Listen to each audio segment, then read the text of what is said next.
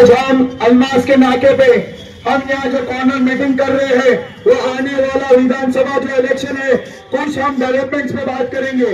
आप देखेंगे पिछले 15 साल से यहाँ पे जो एक एमएलए है जिसको जितेंद्र अवार्ड बोलते हैं, वो 15 साल अपना डेवलपमेंट का नाम और अपना काम बता के वोट्स नहीं मांग रहे, वो एक बीजेपी का डर बता के वोट्स मांग रहे। हमको समझना है एक एमएलए का काम क्या होता है। एक एमएलए का काम ये होता है जो गवर्नमेंट से माइनॉरिटी फंड्स आते हैं, जो एमएलए फंड्स होते हैं, जो निधि जो इंफ्रास्ट्रक्चर के लिए, जो स्कूलों के लिए, जो रिजर्वेशन प्लॉट्स के लिए आते हैं, उस पर काम करना एक एमएलए का काम होता है। लेकिन मुमरा और कलवा की आवाम को डेवलपमेंट जो है वो दिमाग में गटर नाला मीटर घुसा के रखा हुआ है। एक गटर नाला मीटर इससे हमारा डेवलपमेंट नहीं होता है। अगर कोई सोसाइटी में गटर बहती है, कोई दुकान के सामने अगर गटर बहता है तो सोसाइटी के लेटर हेड पे आप कंप्लेन करेंगे तो म्युनिसिपल कॉर्पोरेशन से कोई भी ऐसी फ्री ऑफ कॉस्ट जो है सर्विस करके चले जाता है, उसकी साफ सफाई करके चले जाता है। अगर कुछ लाइट का मसला होता है तो टोल फ्री नंबर है लाइट वाले का, आप टोल फ्री नंबर पे कॉल करिए, वो आएगा, आपका जो सर्विस है वो करके चले जाएगा।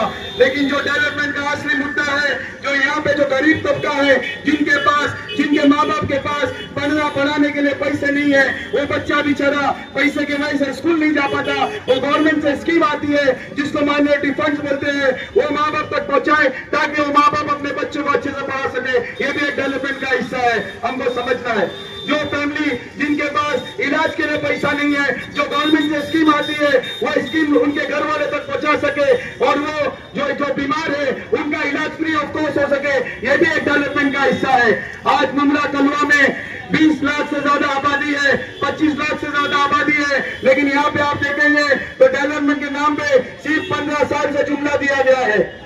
यहाँ पे जो रिजर्वेशन प्लॉट है जो ऑलरेडी पब्लिक के लिए रिजर्व होता है, वो आज से नहीं, वो 1980 1990 से रिजर्व होता है। वो रिजर्व प्लॉट्स पे कंस्ट्रक्शन करना, अवाम तक वो प्लॉट पहुंचाना, अवाम तक हॉस्पिटल पहुंचाना, अवाम तक स्कूल पहुंचाना, अवाम तक कब्रिस्तान पहुंचाना, अवाम तक शमशान पहुंचाना, ये एक एमएलए का काम होता है। क्योंकि जो 1980-90 में जो डीपी प्लान जिसको डेवलपमेंट प्लान बोला जाता है, वो ऑलरेडी यहाँ की आबादी देख के म्युनिसिपल कॉर्पोरेशन मंत्रालय वाले उसको रिजर्व करते हैं। आप देखेंगे 15 साल से यहाँ पे एक कब्रिस्तान है जो एमएम वैली का, जो आज तक लीगलाइज नहीं हुआ। तोरण की जो समस्या है, मुमरा कलवा की आवाम, जो दीवा की आवाम, जो शिलपाटा की आवाम जो टोरेंट को झेल रही है, जो टोरेंट का दुख बर्दाश्त नहीं कर पा रही है, वो लाने वाला कौन है? वो लाने वाला यहाँ के जो एमएलए थे जितेंद्र अवार्ड थे। उन्होंने टोरेंट को कैसे लाया आप समझिए। उन्होंने यहाँ के जो सीएम है, डेप्यूटी सीएम है देवेंद्र फडणवीस, उनको रिक्वेस्ट किया कि साहब यहाँ पे हमको गवर्नमेंट बॉडी हटाना है और टोरेंट लाना है। आज कुछ हफ्ता पहले वो एक वीडियो रिलीज करते हैं और मां की कसम खाते हैं अगर हम जीत के आएंगे तो हम मीटर बदली करेंगे। आप उनके जुमले पर गौर करो, वो टोरेंट भगाने की बात नहीं करते, वो मीटर चेंज करने की बात करते हैं। अगर टोरेंट से इतना तकलीफ थी, उन्होंने बोला हमारी सरकार आएगी तो हम टोरेंट भगा देंगे। आप बताइए 2019 से 2024 तक यही जितेंद्र अवार्ड एमएलए थे, क्या वो टोरेंट नहीं भगा सकते थे? वो 15 साल में एमएलए थे, क्या वो यहाँ पे स्कूल बना नहीं सकते थे? क्या वो स्लॉटर हाउस नहीं ला सकते थे? क्या वो म्युनिसिपल हॉस्पिटल को चालू नहीं करवा सकते थे? ये हमको समझना होगा। वो जो म्युनिसिपल हॉस्पिटल यहाँ पे बन रहा था, उसका कंस्ट्रक्शन कॉस्ट 2009-10 में 10 करोड़ रुपया था, फिर बढ़ते बढ़ते वो 40 करोड़ हुआ, फिर आगे 2022 में उसका कंस्ट्रक्शन कॉस्ट 160 करोड़ रुपया हो गया। वो जो 10 करोड़ में बन रहा था वही ग्राउंड प्लस 1 का बन रहा था, वही ट्यूबलाइट थी, वही पेंट था, वही आईसीयू रूम था, वही वेंटिलेटर मशीन थी, वही मेल वार्ड था, वही फीमेल वार्ड था, वो साउंड बैग था। लेकिन आप बताओ आज वही सेम चीज 160 करोड़ रुपया कैसे पहुंच गई? ये हमको पूछना है। आप वोट देते हो, आपका वोट देने का हक है कि आप सामने वाले एमएलए को कॉर्पोरेटर को पूछो कि हमारा वोट हमने आपको दिए तो हमारा आपने नुकसान क्यों किए? ये जो जितेंद्र अवार्ड है, इनके साथ ये जो नजीम मुल्ला है, जो दूसरी एनसीपी यहाँ पे घूम रही है, जो आज तक जो रिजर्वेशन प्लस नहीं मिले, इसमें वो नजीम मुल्ला का भी हाथ है, वो जितेंद्र अवार्ड का भी हाथ है और जितने एनसीपी कॉर्पोरेटर्स है उनका भी हाथ है। ये हमको समझना है। हमको ये भी समझना है जो आज इन लोग बोलते हैं एमडीए को वोट दो, महाविकास आघाड़ी को वोट दो, अलायंस के कैंडिडेट को वोट दो। यही अलायंस के कैंडिडेट है। जब एमपी इलेक्शन आया था 5 महीना पहले, हमने बार बार को इनको वोट दिया। हमने मशाल वाले कैंडिडेट को वोट दिया। वोट देने का नतीजा क्या निकला? वोट देने का नतीजा ये निकला कि आपके खिलाफ कानून पास हुआ, आपके खिलाफ वोट बिल निकली, आपके खिलाफ नुकसान जो आप वोट देते हैं आप ही का नुकसान हुआ। आप बताइए, जो वक्त बिल पार्लियामेंट में आ रहा था, यही मशाल के एमपी 9 एमपी एबसेंट थे। कहा थे वो अलायंस वाले, कहा थे वो कांग्रेस, कहा थी वो समाजवादी, कहा थी वो शिवसेना, कहा थी वो एनसीपी। जो वक्त बिल आया था वो पार्लियामेंट में आवाज नहीं उठाए, ये हमको समझना है। आज उनके आवाज नहीं उठाने से पूरे हिंदुस्तान की मस्जिद, पूरे हिंदुस्तान का मदरसा, पूरे हिंदुस्तान की दरगाह, पूरे हिंदुस्तान का कब्रिस्तान खतरे में है। तो वोट देने से फायदा हुआ कि आपका वोट वेस्ट हुआ, ये हमको समझना है। एक तरफ जब जुल्म होता है किसी के ऊपर, चाहे वो दलित समाज हो, वो हिंदू समाज हो, वो मुस्लिम समाज हो, वो ईसाई समाज हो, वो सिख समाज हो, जब जुल्म होता है किसी के ऊपर, तो ये सो कॉल्ड सेक्युलर नेता जो अपने आप को बोलते हैं, ये एसी की हवा खाते हैं पार्लियामेंट में बैठ के, ये एसी की हवा खाते हैं घर के अंदर बैठ के, कभी ये आपके मुद्दों पर बात नहीं करते। ये एक वाहिद पार्टी है जिसको एसडीपीआई बोलते हैं, social democratic party of India. ये हमेशा 365 दिन 24/7 हमेशा रोड पे काम करती है, आपको इंसाफ दिलाने की बात करती है। जब रमजान महीने में सीए एनआरसी का कानून आ रहा था, ये सिर्फ एसडीपीआई या सरकार शेख के लिए नहीं आ रहा था। ये जो सीए एनआरसी का कानून आ रहा था, ये हर समाज वालों के लिए आ रहा था। हमने रोड पे उतर के रमजान महीने में कड़ी धूप में हमने प्रोटेस्ट किया। प्रोटेस्ट के साथ साथ हम सुप्रीम कोर्ट गए, वहां पे हमने केस फाइल किया और आज तक उसमें स्टे लगा हुआ है। ये हमको समझना हमारा काम क्या है।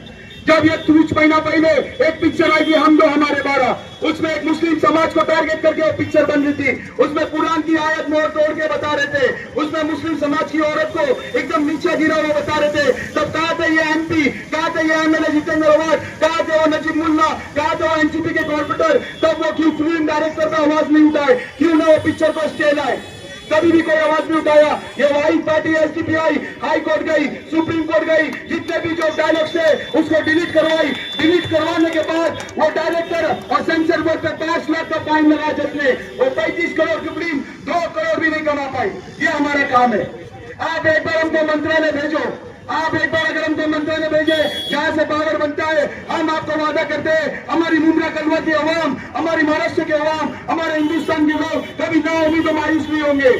जिनके ऊपर जुल्म होता है हमको मालूम है उनको कैसा रोकना है, हमको ये बहुत अच्छे समझना है।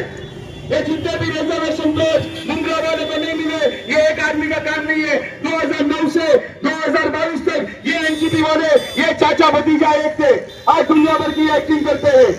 बीजेपी की ए टीम बोलो या बी टीम बोलो, यही एनसीपी के लोग हैं, यही कांग्रेस के लोग हैं, यही समाजवादी वाले लोग हैं। क्योंकि ये जब आपके मुद्दे होते हैं ये खामोशी से सहते हैं, खामोशी से सुनते हैं, ये कभी आपके ऊपर आवाज नहीं उठाते। जब लखनऊ नगर में जब झोपड़ी तोड़ी जा रही थी, वो हिंदू की भी झोपड़ी थी, वहाँ मुसलमान की भी झोपड़ी थी, जब वो घर को बुलडोज किया तो वो अखिलेश यादव जी कहा थे, वो लखनऊ जाके उनको इंसाफ नहीं दिला सकते थे। वो एमपी जो 24 एमपी मुसलमान थे, वो क्यों नहीं मुसलमान की आवाज बने? ये आपके सामने बैटरी प्लेटफॉर्म है। एसडीपीआई जो न खाती है न खाने देती है, ये करप्शन फ्री पार्टी है, ये आपके लिए काम करती है, ये आवाम के लिए काम करती है, क्योंकि ये कोई फैमिली पार्टी नहीं है। फैमिली पार्टी बोले तो जैसे सोनिया गांधी है, आज राहुल गांधी संभाल रहे, मुलायम सिंह थे, आज अखिलेश संभाल रहे, शरद पवार थे, आज सुप्रिया ताई संभाल रही है, पांडा कहते आज उद्धव ठाकरे संभाल रहे। लेकिन ये एसडीपीआई जो है ये आवाम की पार्टी है। हमारी पार्टी में रिक्शा चलाने वाले लोग भी है, हमारी पार्टी में केला बेचने वाले लोग भी है, हमारी पार्टी में बिजनेसमैन भी है, हमारी पार्टी में जॉब करने वाले भी है, हमारी पार्टी में एडवोकेट, आर्किटेक्ट, इंजीनियर भी है। हम यहाँ से आवाम में से चुनते हैं और इसको कैडर बनाते हैं, यही कैडर फिर आपकी आवाज बनती है। ये पार्टी एसडीपीआई है। आज अगर आप इनको मौका नहीं दिए तो आने वाले 5 साल जो जितेंद्र अवार्ड की पूछ छपी है कि सफर बाकी है। ये हिंदी वाला सफर नहीं है, ये इंग्लिश वाला सफर है। एफ सफर यानी सेना। अगर आप फिर से इनको वोट दिए आपको फिर सहना पड़ेगा, ये हमको समझना है। वोट एक गवाही है, हम गवाही किसके हाथ में देंगे? गवाही उसके हाथ में दो जब आप वोट देते हो तो आपको नॉन करप्ट जो है वो आपको नेता मिले, एमएलए मिले, आपके जो हक है गवर्नमेंट से आके वो आपको मिले। ये वोट किसके नाम दिया जाता है? तो आपने 15 साल से जिसको वोट दिए आपका हक वो मार के खाए।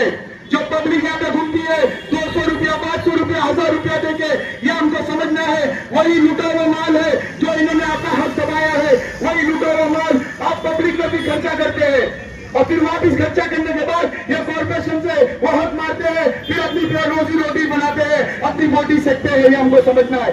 हमारा एक बेहतरीन मैनिफेस्टो है जो सबसे नंबर 1 पे है। जितनी भी गवर्नमेंट स्कीम आएगी हम बड़े बड़े बैनर रोड पे आपके एरिया में लगाएंगे, मेन रोड पे लगाएंगे।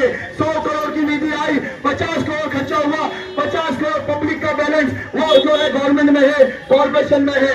यह हमारा काम है। आज तक पूरे हिंदुस्तान में ऐसी कोई पार्टी ने ऐसा मैनिफेस्टो नहीं दिएगी जो एसजीपीआई आप लोग को आवाम के सामने दे रही है, क्योंकि एसजीपीआई का काम एकदम ट्रांसपेरेंसी वाला काम है।